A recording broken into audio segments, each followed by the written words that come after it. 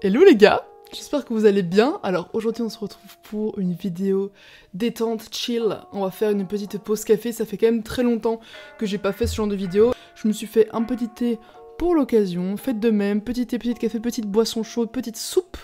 Et on va commencer tout de suite avec la pause café, j'ai beaucoup trop de trucs à vous partager. Et je voulais juste vous prévenir que si jamais j'ai posté un concours sur mon compte Instagram qui se terminera ce dimanche où je vous fais gagner des bandeaux pour la tête de chez Jaune Parfum Bleu qui est une marque française. Les bandeaux sont faits, ils sont tous emmêlés, les bandeaux sont faits à Marseille par une fille qui est vraiment adorable et donc vous pouvez gagner une box qui est sur mon Instagram. Anyway, c'est parti pour la pause café.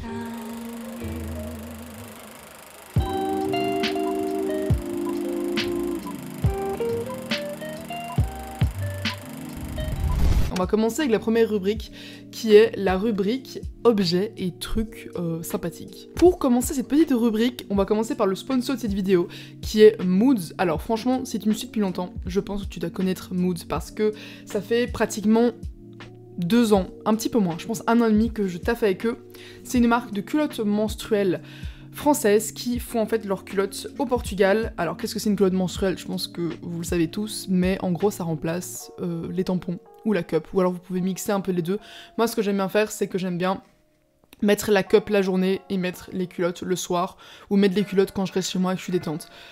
J'ai reçu la box, en gros ils font des box de Noël avec 3 culottes qui sont iconiques, genre les culottes sont vraiment magnifiques, et hop, j'ai déjà utilisé 2 des culottes parce que j'ai actuellement mes règles, donc j'ai pas tardé de les mettre, dès que je les ai reçues je les ai mises. Mais c'est une édition très Noël vibes, avec des paillettes comme ceci. Du coup dans la box il y a une culotte taille haute qui est clairement ma préférée de tous les temps, je te mets une petite photo ici. T'as un shorty et t'as la culotte classique. Et donc le shorty et la taille haute c'est pour les grands flux, c'est l'équivalent en gros de 3-4 tampons, et la culotte classique c'est flux moyen, et si jamais il y a 4 flux différents, donc si tu veux très grand flux, tu peux aussi prendre très grand flux. Vraiment voir et bien lire tous les détails sur le site, c'est hyper complet, le site est ultra détaillé. J'aime énormément cette marque parce que déjà de 1, les culottes elles fonctionnent trop bien sur moi, elles sont super confortables, elles sont trop belles. Vraiment quand j'ai mes règles et que je mets les culottes, je suis en mode I'm hot, genre je me sens bien, je me sens fraîche. Et elles sont faites au Portugal dans une petite entreprise familiale. C'est une marque qui est ultra transparente, qui est hyper inclusive. Ils ont sorti récemment des boxers menstruels qui est aussi une de mes culottes menstruelles préférées. Le boxer est super confortable, c'est incroyable tellement c'est confortable. Voilà, si tu veux te procurer cette petite boîte qui est composée donc de 3 culottes, un petit sac de lavage et des paillettes biodégradables pour les Christmas vibes, t'as un code de 20% avec mon code qui est moodscolline20 sur le site. Et je te conseille vraiment de te procurer la boîte, c'est aussi un cool cadeau de Noël parce que vraiment les culottes menstruelles ça change la vie. Le deuxième truc cool, qui est un truc qui, j'allais dire révolutionné, non ça a pas révolutionné ma vie, mais ça a clairement marqué mon mois de septembre, octobre et novembre parce que j'ai acquéri un nouvel appareil photo argentique. Si tu me suis sur Instagram, j'ai posté récemment plein de photos à l'argentique. Elles ont toutes été prises avec cet appareil photo là qui est un Pentax Espio 160 qui appartenait à mon papy. Et je suis trop contente de cet appareil parce que c'est un automatique compact. Donc en fait tu dois strictement rien faire, tu dois juste l'allumer, mettre le flash ou enlever le flash en fonction du rendu que tu veux, prendre des photos, et je trouve que les couleurs ressortent super bien. Les photos que tu vois ici, c'est les photos que j'ai fait avec une pellicule Kodak Gold 200 qui rend super bien, les couleurs rendent vraiment super bien. C'est vraiment un gros coup de cœur de ces derniers mois, je l'utilise tout le temps, je le prends tout le temps avec moi. Et j'ai pris récemment plein de photos à Londres parce que j'étais à Londres, et je vais sortir 2 vidéos prochainement. Une qui sera sur une journée à l'argentique à Paris, où j'ai shooté des photos à l'argentique toute la journée avec Elodie à Paris, et aussi une journée à l'argentique à Londres, où j'ai shooté toute la journée toute seule à Londres, où je vous montre un peu des spots que j'aime bien et en même temps le rendu de l'argentique. Voilà, si vous voulez vous procurer un argentique, je sais que les Pentax Espio, ils sont trop bien, t'es pas obligé de absolument prendre le Espio 160, mais les Pentax Espio en général sont vraiment cool pour des compacts, donc si tu veux avoir un argentique ou remplacer ton jetable, je trouve que c'est vraiment une bonne alternative. Troisième truc que j'ai adoré, attendez parce que je parle beaucoup trop et j'ai même pas le temps de boire mon petit thé, attendez 2 secondes. Ah, enfin le troisième truc que je voulais vous montrer, c'est un pull de la marque Tricot, qui est en fait une marque française qui m'avait invité dans leur bureau. J'ai rencontré un des mecs qui travaille pour eux, trop sympa le gars, on a bu un petit café et il m'a raconté un peu toutes les valeurs et l'histoire en fait de cette marque Tricot, qui est une marque parisienne qui fait en fait des pulls durables et des indispensables, en fait des intemporels. Et donc moi j'ai pris un petit pull en cachemire recyclé, c'est 50% cachemire, 50% cachemire recyclé, et la matière est incroyable, les valeurs de cette marque sont incroyables, la qualité des produits, genre j'ai jamais eu un pull aussi beau de ma vie, et la coupe magnifique, et tous leurs pulls sont magnifiques. Ils font même aussi des pulls col roulé en coton recyclé, en coton durable, et juste j'avais envie de tout acheter tellement tout était beaucoup trop beau. Mais moi j'ai pris du coup celui-ci, j'adore en fait les plis qu'il y a sur les manches, et c'est le truc que je vais vraiment garder le plus longtemps possible. J'essaie vraiment d'en prendre soin, et donc à chaque fois que je le mets, je flippe parce que j'ai trop peur de l'abîmer. Mais voilà, Tricot c'est une cool marque. Après c'est une marque éthique avec du cachemire, etc. Donc c'est pas donné. C'est clairement pas des produits qui sont donnés, mais voilà. Si vous voulez vous faire un joli cadeau pour Noël, ou vous voulez offrir un cadeau groupé à quelqu'un, je trouve que c'est vraiment une belle marque avec de belles valeurs. Dernier truc dans la catégorie objets et trucs sympathiques, c'est tout simplement mes Doc Martens que j'ai saigné. Ah, il y a plein de terre parce que j'ai été faire du jardinage avec. C'est vraiment mon go-to de l'hiver, de l'automne et de l'hiver. C'est les chaussures que je mets tous les jours. Je les ai achetées l'année passée sur le site Depop, donc c'est un site de seconde main que j'ai acheté du coup à une italienne. Je pense que je les avais payés genre 70 € et j'avais eu 30 € de livraison, donc c'était 100 € au total, mais pour les docs, vraiment, c'est rien du tout parce que les docs neufs ça coûte 200 balles. Et je trouve que c'est un investissement de malade. Je trouve que ces chaussures sont incroyables. Elles vont avec tout, elles vont autant avec des pantalons évasés, des jeans, des jupes, des shorts, avec tout, et ça tient chaud aux pieds quoi, ça tient chaud aux pieds. On va passer à la deuxième catégorie, qui est la catégorie musique. Aujourd'hui j'ai deux artistes à te présenter. Il y a un artiste qui s'appelle Benjamin Amaru, qui est un chanteur, si je me trompe pas, allemand. J'ai découvert ses titres par hasard, je pense que c'était via une playlist Spotify, via l'algorithme. Sa voix est magnifique, ses clips sont magnifiques, et j'ai adoré une chanson qui s'appelle September Sky. C'est une chanson que j'ai saignée, genre je l'ai écoutée littéralement 100 fois. Incroyable cette chanson, je te la recommande et on va l'écouter, je te mets un petit extrait maintenant. When it rains, when it storms,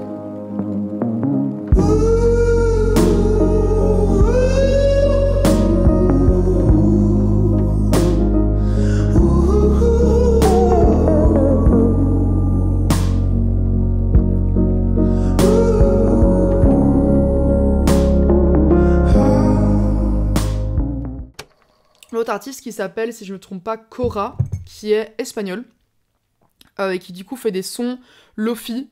C'est clairement du lofi chill, c'est très très calme en espagnol. Et il y a une chanson que j'adore qui s'appelle A Flor de Piel, A Flor de Piel, je pense que ça se dit comme ça. Et trop bien, j'adore ces sons. No tengo ganas de pensar, me olvido de todo y ya está.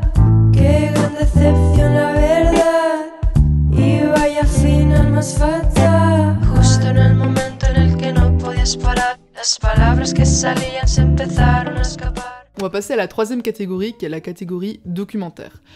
Alors, récemment, j'ai regardé 2 documentaires sur l'écologie. Donc vous me connaissez, si vous regardez mes autres pauses café, à chaque fois je vous partage principalement des documentaires écologiques par rapport à l'environnement, etc. Du coup j'ai été voir au cinéma en septembre-octobre un documentaire tout simplement magnifique qui s'appelle Bigger Than Us, qui est un documentaire qui suit en fait une activiste balinaise qui a 18 ans si je me trompe pas. Et en fait cette fille va aller à la rencontre d'autres activistes dans le monde, et donc on va vraiment rencontrer des activistes des 4 coins du monde, donc à la fois des personnes du Malawi, des personnes du Brésil, une fille des États-Unis, une autre personne de Grèce. En fait on découvre vraiment à travers cette activiste balinaise plein d'autres activistes et plein d'autres jeunes activistes, parce que c'est principalement des jeunes qui ont entre 12 ans et je dirais 22 ans, donc c'est ultra inspirant. J'ai littéralement fondu en larmes à la fin du documentaire, et ça m'arrive rarement, mais vraiment, quand je vous dis fondre en larmes, c'est que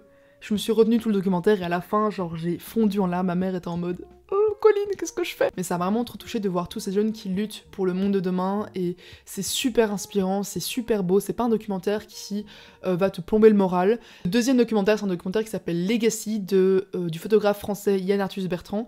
C'est, comment dire, pour le coup, c'est un documentaire qui est pas spécialement positif, mais qui est très touchant et qui montre en fait l'impact que l'homme a eu sur la planète, et donc ça retrace toute l'évolution de la planète, de l'arrivée des bactéries, l'arrivée des arbres, l'arrivée des animaux et puis l'arrivée de l'homme, et comment l'homme a détruit tout ce qui avait été fait avant. C'est un documentaire qui est tout simplement magnifique, sublime au niveau des images parce que Yann Arthus Bertrand est un photographe.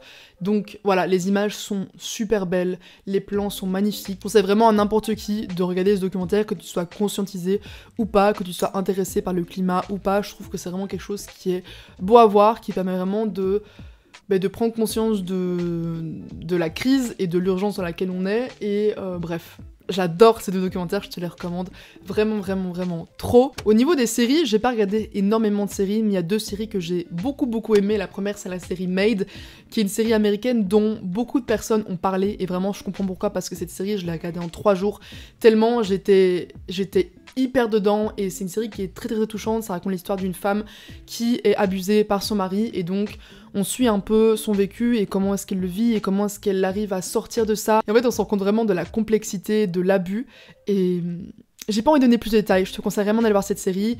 C'est super bien joué, l'actrice joue super bien, sa fille joue super bien, sa mère joue super bien, tout le monde est iconique, et bref, j'adore cette série. Deuxième série, c'est une série italienne, Guide astrologique des cœurs brisés. Alors, on n'est pas du tout dans le même mood que Made, mais c'est une série qui est hyper fraîche, trop chouette, et en fait ça raconte l'histoire d'une fille qui est un peu un boulet dans la vie, et en fait elle va se retrouver à faire une émission télé sur les signes astrologiques et en quoi est-ce que les gens peuvent matcher via leur signe astrologique. Bon bref, je suis trop nulle pour expliquer, mais je vous jure que cette série est trop drôle, trop cool, les images sont trop belles, et le mec qui joue dans la série est trop beau. Genre vraiment, il est trop beau.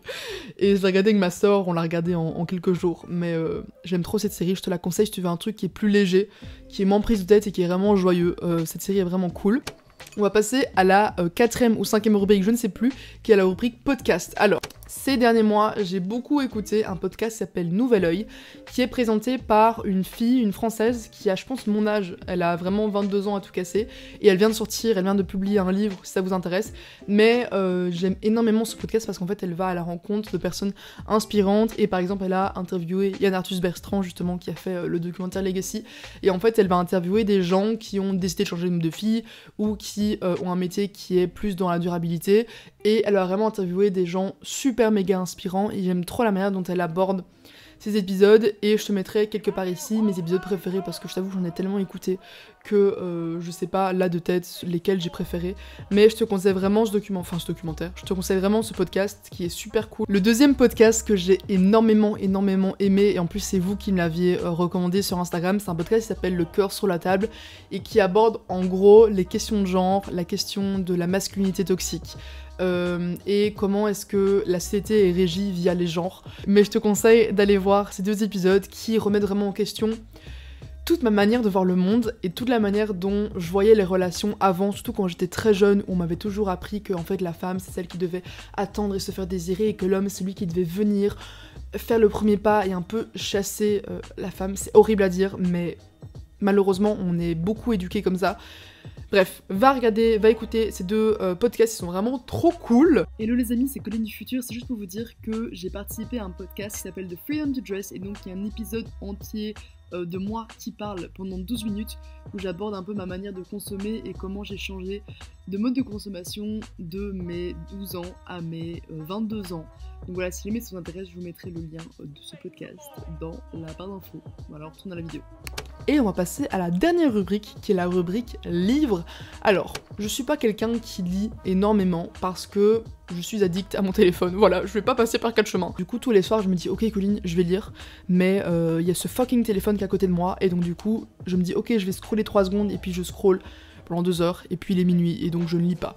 Mais récemment, mon père m'a prêté un livre que je n'ai pas encore du tout terminé, j'ai lu que 100 pages, mais j'avais quand même envie de te le présenter aujourd'hui parce que mon père et ma belle-mère l'ont lu, et ont adoré, et moi j'ai lu les 100 premières pages et j'ai beaucoup aimé. C'est un livre de Mark Boyle, qui est, si je me trompe pas, un Irlandais, et ça s'appelle L'année sauvage, une vie sans technologie au rythme de la nature.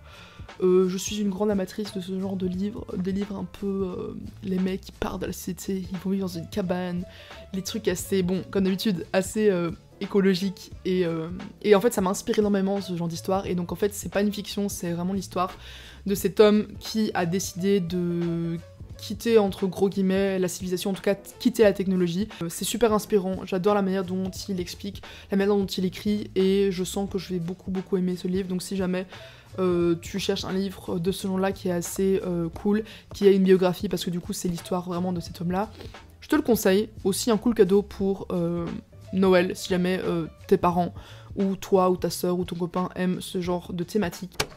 J'ai tellement parlé que j'ai pas fini mon thé, mais bref. J'espère que cette vidéo t'aura plu, j'espère que j'ai pas oublié des trucs, parce que j'ai l'impression que j'ai été un peu rapidement, et que j'ai un peu loupé des trucs à présenter. Mais bref, si jamais j'ai oublié des trucs, je le mettrai dans la prochaine pause café. J'espère que ça t'aura plu, je mets tout dans la barre d'infos au niveau de tout ce que j'ai partagé, et nous on se retrouve bientôt pour une pause café. Ciao.